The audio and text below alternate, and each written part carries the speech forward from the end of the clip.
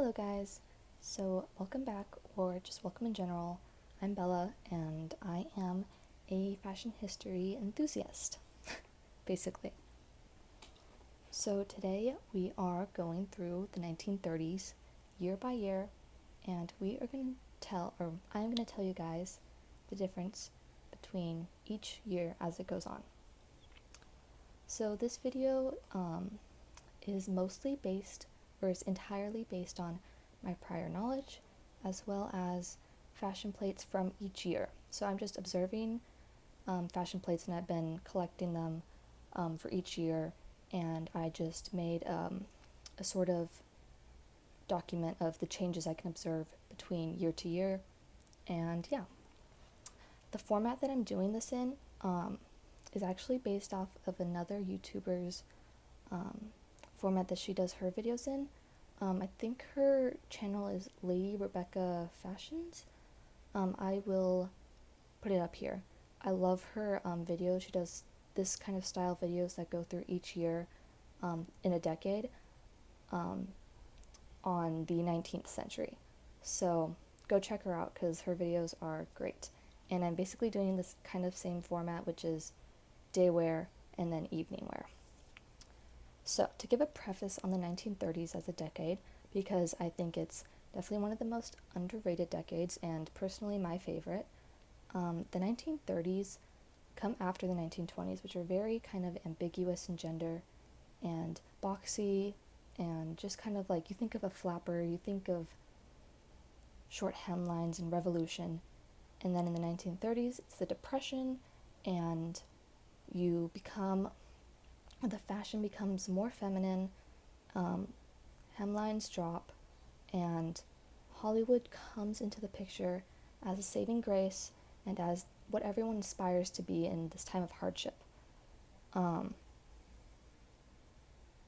And since I'm using fashion plates, which are basically just illustrations of the time,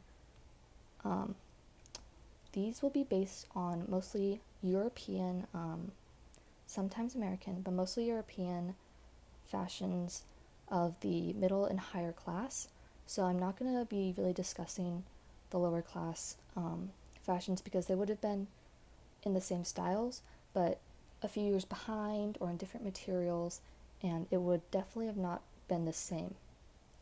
To start with 1930, the last bits of the flapper era are just slowly going away, and they've mostly gone away by 1930 because femininity is in the air and in the new style. The hems, overall, for what will come later in the decade, are quite short. They are just like below the knee. The silhouette is not completely shapeless as it was in the mid to late 1920s, but is still loose and boyish through the blouse and through the hips and skirt.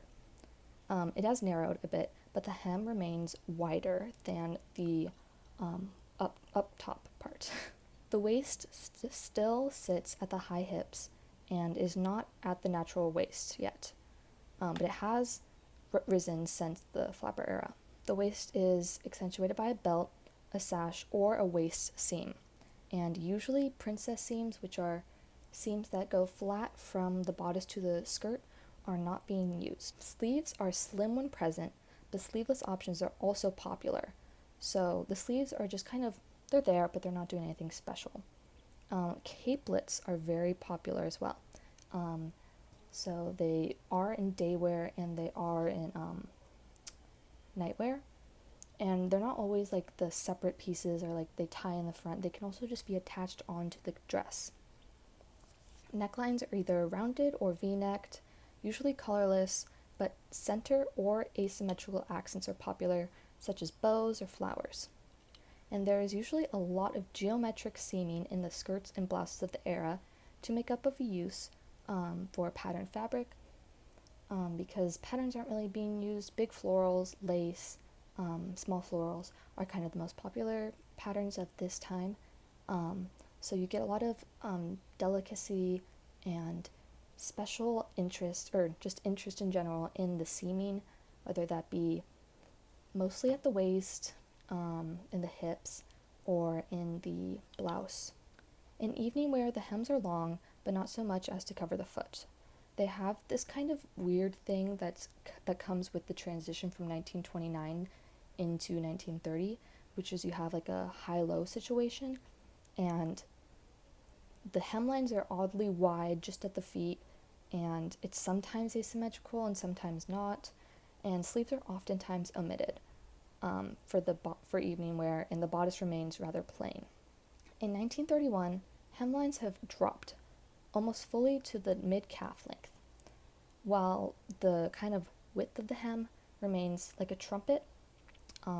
So you're still getting a long skirt, but you haven't lost the width in the kind of bell shape of the skirt. The waist is slightly risen, but it is still not as defined as it will be later on. The blouse, or the dress, the top of the dress, usually has this accentuated hanging over or like loose effect over the belt. That is also very common to be matching with these dresses. The geometric seaming at the drop waist remains to some extent, but has shifted as well to the hem of the skirt, which was not seen before.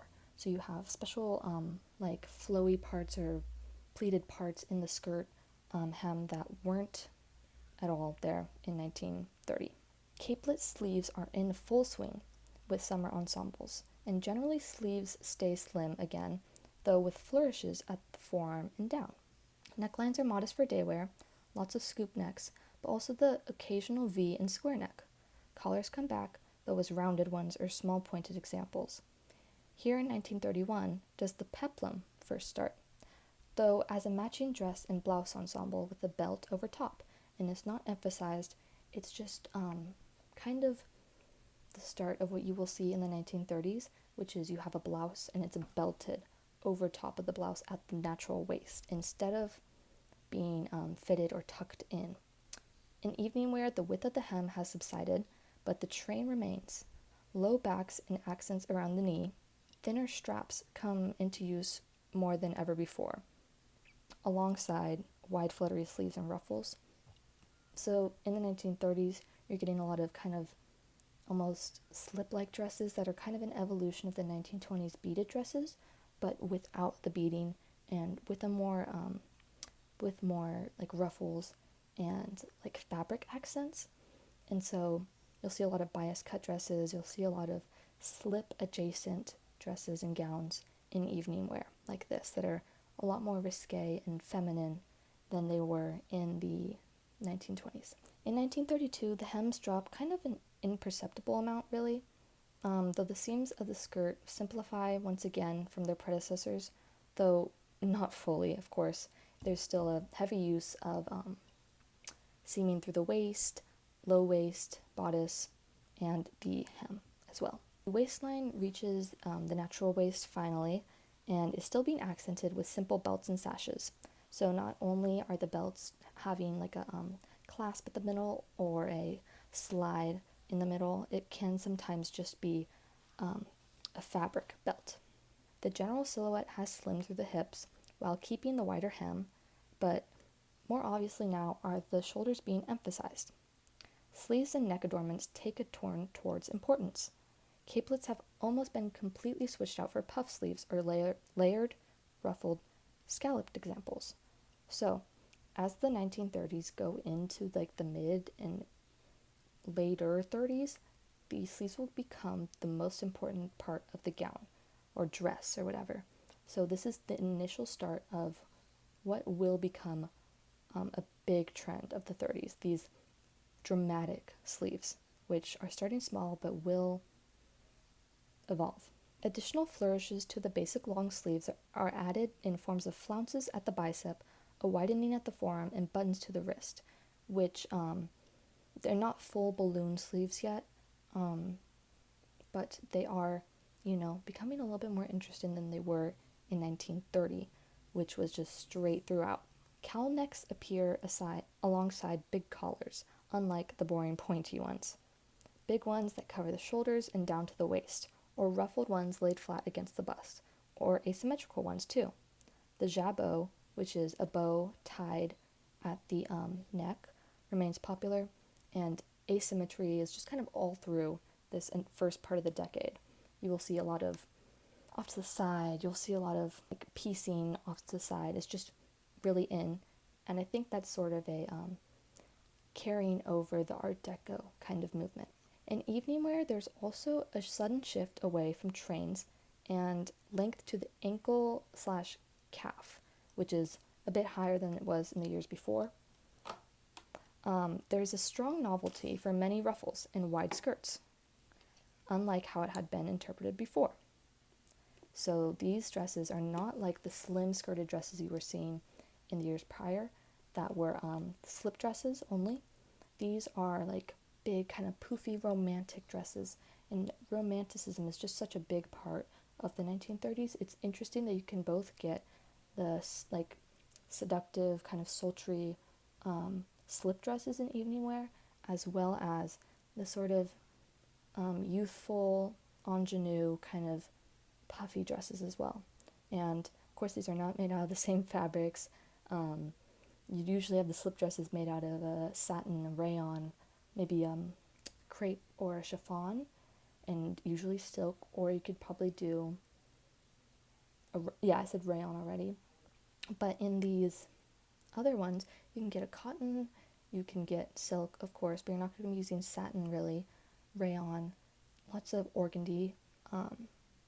Yeah, though there's, of course, sleeveless styles. Now with the option of interesting, I think this is like 1932 really only, where you have these like not fully cold shoulder designs, but you have sleeves with cutouts, which I think is really interesting. It's definitely a novelty for this year alone that I don't see replicated in the later years. The remaining legs of the capelet are, still clinging on, sometimes not as a full capelet, but just as like capelet style sleeves that go around the back. Evening wear is more decorative than sleek, with frills and ruffles for trimming, belts, and fun patterns. And like I said before, asymmetry remains. By 1933, which I think might be my favorite year, or one of my favorite years in the 1930s, because when I was doing my research, I just looked at all these fashion plates and I kept finding ones that I just adored. And I'll explain more later, but it's just like an explosion of fun, like just romantic kind of novelty and dramatics. And by 1933, you're really getting a lot of the Hollywood luxurious influence into style, because, did I say 1931? 1933. You're getting all of that, and it just really improves the just the style and just how beautiful it is. By 1933, the general silhouette of the dress has slimmed up a bit, mostly through the skirt. Its length and details, once more, simplify a bit, though not completely. The most change I see is through the sleeves and the waist. So no longer does every dress have a belt, though still more often than not, which I find interesting, but I'll talk about that later. The dresses without them have an interesting sort of empire seam that you see a lot in slips of the era. So you will have, it's of course not an empire seam, but it's like an underbust seaming where you have either a curve or an arc or kind of triangular kind of one, and then you have smooth through the waist, usually bias cut, so you get like a beautiful like slimmed defined feminine waist while not using a belt, not always using a belt, let me clarify. And yeah, there's many more types of sleeves in this year, and collars as well. Most commonly ruffles, partial capelets, large puff sleeves that are both short-sleeved and long-sleeved. The cowl necks, jabot, and rounded collars in general make up most of the neckline adornments. All these sleeves are just like super unique to the dress, and I think it's what makes the 1930s so attractive, is all this emphasis on the shoulders and making the silhouette a bit more triangular than it had been earlier in these years. So you're definitely getting a lot more shoulder emphasis, and I think it balances out the longer hems. And so you get puffy sleeves, and it can be different colors, it can be trimmed differently, it can have all sorts of huge collars, and it's just amazing. And also patterns are coming more into style, which I find the 1930s patterns just captivating because they're all so beautiful. Mostly the patterns are florals and pinstripes, and these will continue to evolve as the years go by. Back again after its first appearance in 1931 is the peplum, both in a belted and non-belted form. So it can be either through a waist seam on the inside or through a sort of belted effect like I was explaining earlier, but no longer do the blouses go down to the hips. They are mostly contained to like a high hip level. In evening wear, the trend of wide hemlines continues, so these full gathered skirts, though not as often as the sort of slip type dresses. Simply cut, sleeveless, draping, and form-fitting becomes the style alongside these more romantic gowns. These slip-type gowns share the trend of 1933 of having no seam through the waist, and then a low hip to sort of like crotch kind of area, or like thigh area, where they have this like dipping seam. So it's like a low-waisted kind of effect where you have it straight through the bodice, and then finally at the skirt, like, I don't know how to explain it. You'll see it on your screen, but there's many examples in this year alone where you have that kind of draping and seaming effect. 1934 is when the triangular silhouette becomes very apparent, like I was mentioning before, where you have the explosion of the sleeves, because the skirt still slimming down a bit, still bias cut. I don't know if I mentioned that before, but most of these skirts are going to be bias cut. If the gown is not sleeveless, it will have some form of puff sleeve. No matter the length, that is the predominant style. You are not really getting as many ruffles maybe, or as many basic slim sleeves as you will, as you had in the beginning of the decade.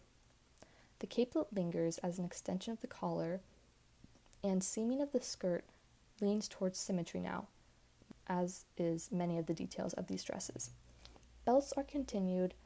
Belts are not contained to buckled ones now, but also sashes with or without a tied bow in the back. More geometric prints come into fashion alongside florals.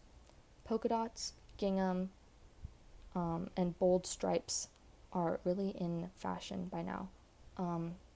And this is definitely in contrast to the beginning of the decade, where you were getting a lot of plain colors and more focus on the manipulation of the fabric to create interest in the dress. The use of buttons comes up for the first time since the beginning of the decade. You might have gotten a novelty 1 or 2 buttons there before, but now buttons are being used for shirtwaist dresses, for decorations of symmetry or asymmetry. The peplum continues to grow in use of these belted styles, as I was mentioning before, and the peplum is most commonly used in skirt suit sets, which are a big part of 1930s fashion, and although I'm not really mentioning them as much, the skirt suit is very like a big part, like a practical part of the 1930s, and would have been a middle, low class kind of common thing to wear. And so that's probably not why I'm mentioning this much, but they are a big trend of the 1930s and 1940s. Considering evening wear, unlike the slip dresses that dominated evening wear up until 1933, sleeves are the most important part of the dress. So they're a bit like a year behind of sleeve importance in evening wear, but these big multi-layered ruffled types of sleeves alongside heavily ruffled skirts is the big trend. And this year, 1934, I actually noticed this amazing trend that I think is wonderful. They have a bustle. So there's a few fashion plates I found where it's the back of the gown, and it's a low back, and it's super beautiful and these satiny kind of fabrics.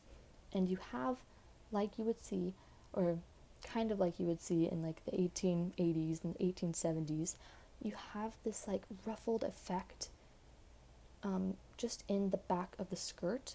And I just think it is such a novelty from this year that I wish I could get an example of, but that is completely only seen in this year, or a little bit in 1935 with a kind of draped effect but not ruffled effect like this. And these hems, of course, have gotten longer on these dresses, so it's not like the train high-low situation of 1930. And I just think it's super fun. So by the time 1935 rolls around, the fancy seaming of the skirt and bodices has nearly completely disappeared in face of simplicity and the use of patterns, pockets, and buttons.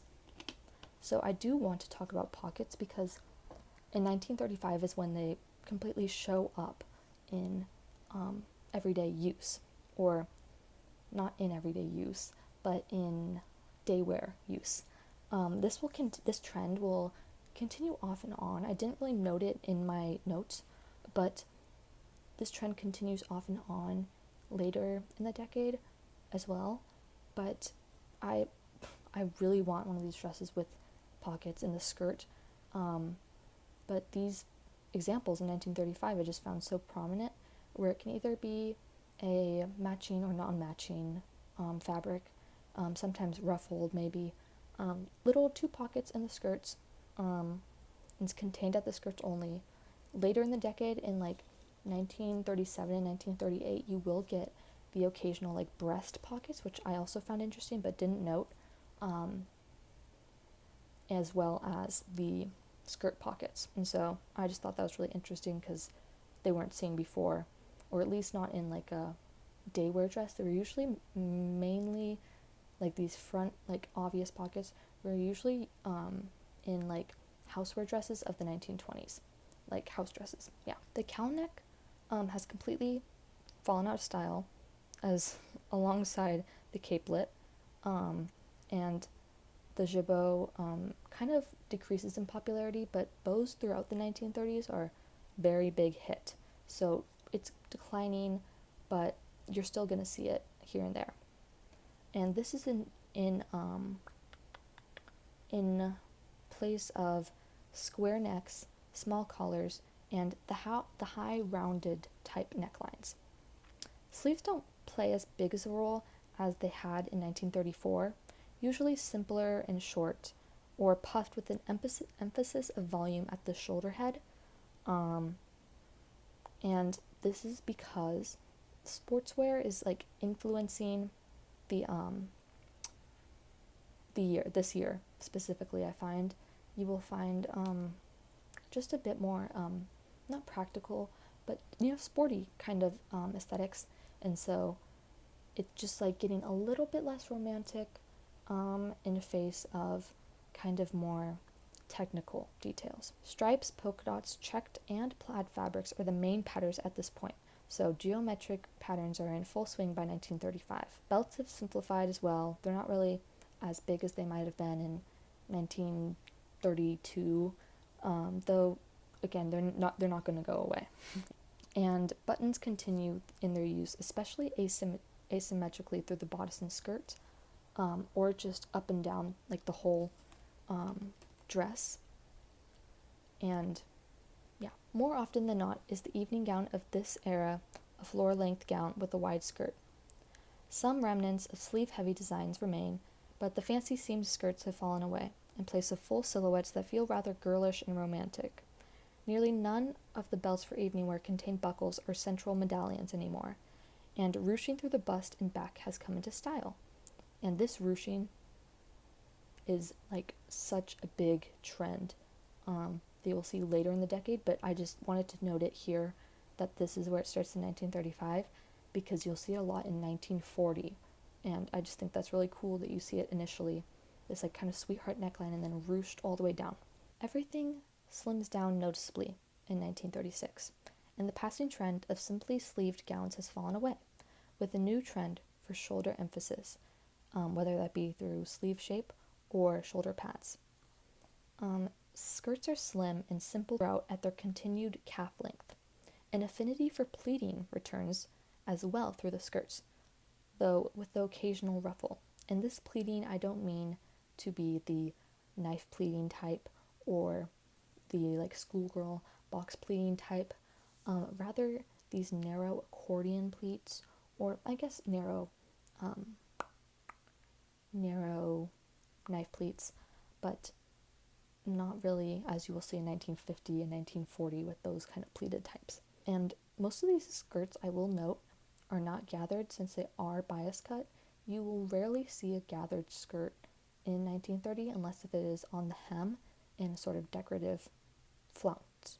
Necklines are considerably high and usually only V or rounded at the base, adorned with ruffles, a sort of ascot tie, or a pointed collar. Buttons are used for decoration through the bodice and neck, though less on the skirt. And by decoration, I just mean that they don't always go all the way down. Florals return alongside polka dots and ginghams, and the belt is almost always in use on these dresses. So unlike 1935, you are getting some florals and kind of less geometric patterns back into style. For evening wear, there comes a split between facets. For one, the skirt has remained large, but simplified, usually only adorned with a few trimmed tiers and large sleeves, capelets or puffed, with the consistent belted waist emphasis. Although the draping slip style of 1933 has come back, with lower backs than before and an emphasis on fabric drape and seaming rather than embellishment. Hemlines finally rise in 1937. Decorative seaming has gone away with.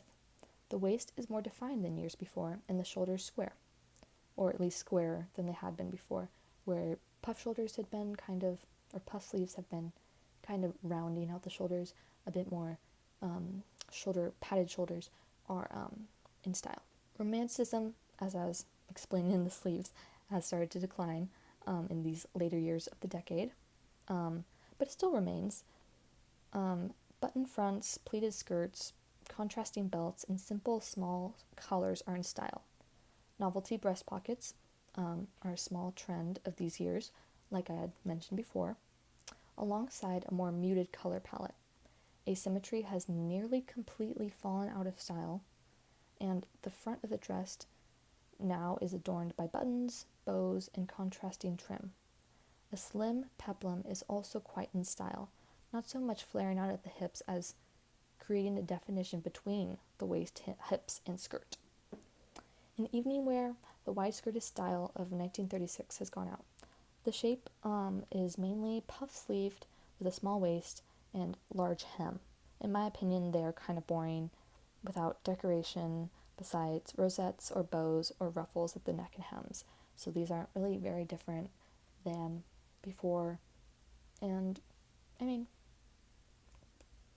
I don't really have much to say about these years. In 1938, the real tailoring and new silhouette that would refine itself in the 1940s is seen. Shorter hems, again, broader shoulders, and less girlish flourish.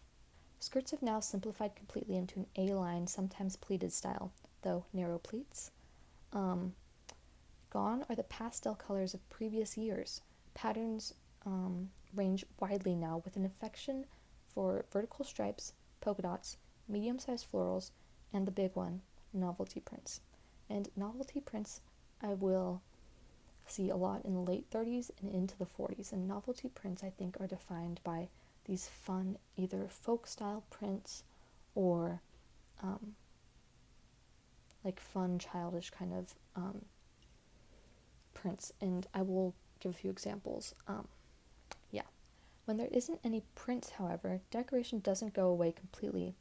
Instead, with a new type of accent trimming, which is the most popular choice in place of the ruffles and fabric kind of manipulation as it had been before. So it's this kind of what I want to call soutache trim, which is like a contrasting like design that is stitched into the garment and not raised. So I will give the examples, but it's really unique to these later years of the 1930s, and I find it completely replaces the fabric manipulation of the early 1920s, where there had been less colors and more seaming, and the mid 1930s, where there had been a lot of decoration with extra fabric. And this is also kind of, I think, probably a result of the impending war, and you can kind of see it reflected in these years where a male kind of silhouette of big shoulders kind of is coming into style. You can definitely see the effect of the war and what it will have on fashion. Collars simplify into the occasional bow, ruffle, and small traditional pointed or rounded collar. Asymmetry has gone away with entirely. Sleeve volume is focused at the shoulder exclusively now, with longer mid-bicep sleeves than before, where there had been like kind of the cutesy little shoulder kind of cap sleeves. The belt once again declines in popularity and obviousness, and romantic gathering at the shoulders becomes very popular now, which I find really cute. For some reason, I couldn't really find a lot of 1938 fashion plates for evening wear. So from what I saw, long wide skirts remain popular, mostly with puff sleeves and bow motifs. Belts are gone, really, and sashes have replaced them, and no longer are slinky, slip-like fabrics being used. And so the slip dress and its emphasis is completely gone away with. And with that, I am quite sad because I love those kinds of dresses. Finally, in 1939, fashion has made way into the range of the 1940s. Knee-length skirts with an A-line hem, solely puffed or narrow sleeves with an emphasis on broad shoulders. Necklines are high and stiff, with collars, bows, and the occasional gathering. Colors remain muted. Geometric prints have gone away with, only leaving the occasional stripes or polka dots. Buttons seem not to be an accessory much anymore, only in use for shirtwaist dresses. Belts are seen on nearly every dress this year, unlike last. The most popular method of decoration seems to remain in fabric manipulation, tucks, gathering, etc., and the fabric trim, soutache kind of situation. A lot of the seam work is prescribed to the yoke of the gown and the hips, which wasn't emphasized as much as the previous decades, or previous years rather. The peplum has gone away with by these years, of course, and generally, while retaining some softness and sleekness of the 1930s, the silhouette has shifted away from length and instead towards broadness. In evening wear, the gathered bust, seen first in, I think it was 1935. Yeah, in 1935, is like completely in style. So I thought it was kind of interesting that you see the first example in 1935, and then it completely comes back by 1939, and is practically seen in every dress. Puff sleeves remain the most popular style, while skirts slim ever so slightly. The back is fully covered by now, and what I find very kind of fun about this year is that the waist tie is coming to style, because that is a detail I look for on lots of dresses. And in these examples, I saw a few little bows in the back with a waist tie, but it's not like not a sash, and so I found that interesting. Okay, anyways guys, I hope you really enjoyed this video. It was really fun for me to make. I'm sorry if not everything is accurate, but these are just kind of the observations that I made while I was researching. And yeah, just thank you for watching, and I hope you enjoyed, because I love the 1930s and I just really want everyone to know so much about it. Comment what your favorite part of the decade is, or what your favorite year is, or your favorite fashion plate, because I have to say I really think 1933 is my favorite year, just because the sleeves, and it's just so beautiful. Anyways, bye bye.